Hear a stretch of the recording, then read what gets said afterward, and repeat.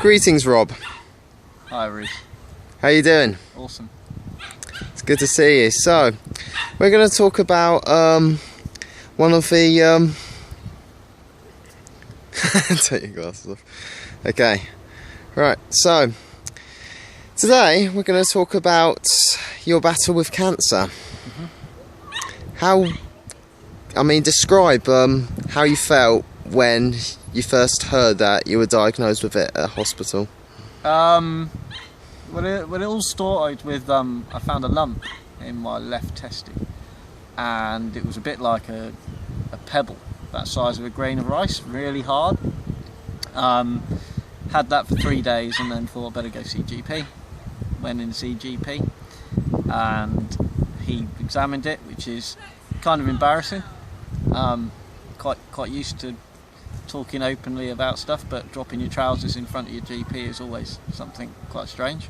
But you have to have the outlook that this potentially is something that could kill you and end your life.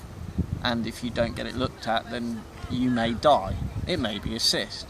And to be honest, the worry for those 3 days of not having the knowing inside me of whether it was or wasn't something serious was pretty bad. And it was almost a relief when they did start saying and talking that it was cancer. And cancer's a bit of a head fuck, really.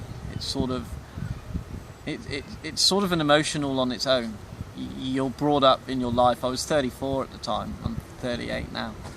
I was brought up with you're brought up with emotions of love, hate, envy, jealousy, all the sort of normal stuff that you can cope with, and then suddenly you get hit with this cancer, and it's an emotion all on its own. You don't really have a way of dealing with it. It's not something we're sort of predisposed of as a human being to suddenly deal with, and I talk about cancer being an emotion all on its own, and it kind of comes into its own. It brings sort of fear, it brings hatred, it brings an emotion of why me, and why should it be me? And it's just a pretty strange emotion on its own. You're kind of scared because you're unknowing whether you're going to live or die. You kind of maybe sort of get a bit reserved, but I just spoke about it, and I would almost joke about it. Things that go on in your life, you just get on with and deal with, and it's just part of life, and you just look at it as a journey to go through. Obviously, hypothetically, I can say that now, having been through what I went through, because not only did I have testicular cancer, I lost my left testicle, and then a few months after that I then got diagnosed with 4 tumours in my lungs, which were also quite far in. They weren't on the fluffy part of the lungs, so they gave me 3 sessions of 3 weekly sessions of three weekly sessions of chemotherapy. I had bleomycin, topside, and cisplatin. Now I'm pretty tripped out about that they can put something in an IV line and that apparently cures cancer or kills the cells of cancer. So I think that's pretty amazing. And after 3 days of going through chemo, they sent me for an X-ray, and it was working. And the 3-week sessions were 21 days, obviously 3 days. So you'd go in for a week on day 1. So you'd start off on Sunday in the hospital, and that I'd never been to hospital properly. I'd never stayed overnight, even when I had an orchidectomy, which is when they cut the left one off, which is up here, by the way. They cut that off up there. You want to look at the scar, Reece? No, thanks. Even when I went in, that was in and out in a day. And I've always joked and laughed about it. And the first thing I said, I was more worried actually about the anaesthesia than the actual operation itself and the cancer. I mean, once they told me it was cancer, it was when I had an ultra scan, and it was quite scary as well, because I went into my GP service, and they were fantastic. My GP, Dr. Ingle, is just the most amazing doctor for actually sending it off to get it looked at, because I read awful stories about people who'd either waited or they'd gone to the doctors and they've said, oh, it's a torsion, or it's just you've strained yourself, and then obviously they go away thinking they're all right, and they weren't. And you've got to get it looked at. That's the only real thing, especially with testicular cancer. It's such a treatable thing. I mean, Lance Armstrong has done the most amazing things for awareness of it. I mean, yeah, okay, things have come out in the press about him. How did you deal with telling your family and friends that you had cancer? I think that was pretty hard. I mean, my parents, I've got the most awesome parents, like totally the best parents you could ever want. I mean, it's quite an emotional thing how they looked after me. I mean, I was 34 and you don't expect your parents to have to look after, or a partner that I had at the time. And always being quite strong and able. And I think that's another thing is having to ask for help when I was ill was incredibly difficult. Incredibly, and that was quite a battle as well, being physically fit. I was super fit when I was diagnosed. Didn't smoke, didn't drink, ate well, would swim the length of Fistral Beach and back for fitness, and surf all the time, cycle all the time. To suddenly then be told I got cancer, it was kind of, well, I'm a little bit too fit for that. And I can remember having to come home to my mum, and I'd spoke a couple of days before that I'd found this lump.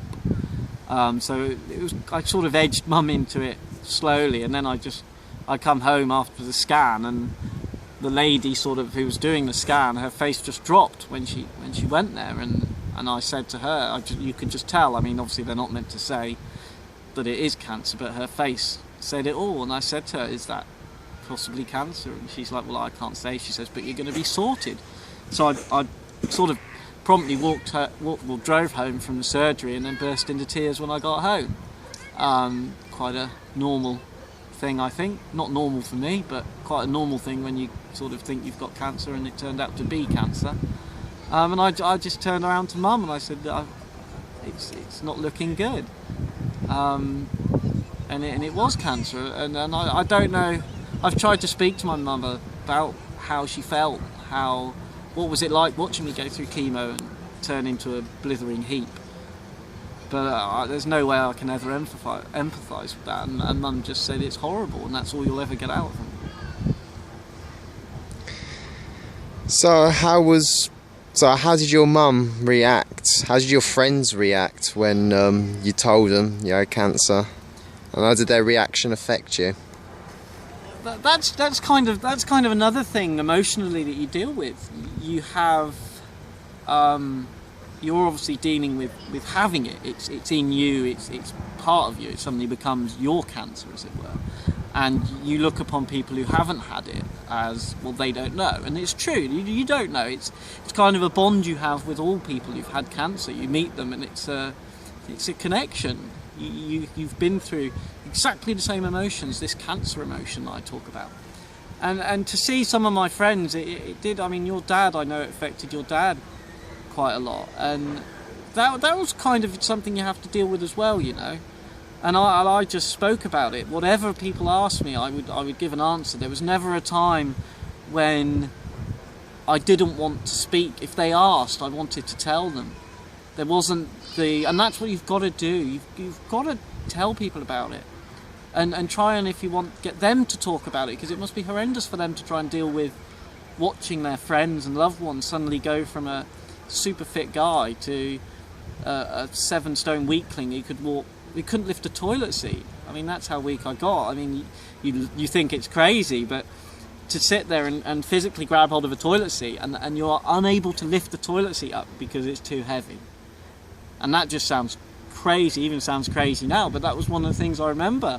It's things you take for granted, you know, just walking to the toilet and being able to pick up the toilet seat and lift the toilet seat up and urinate.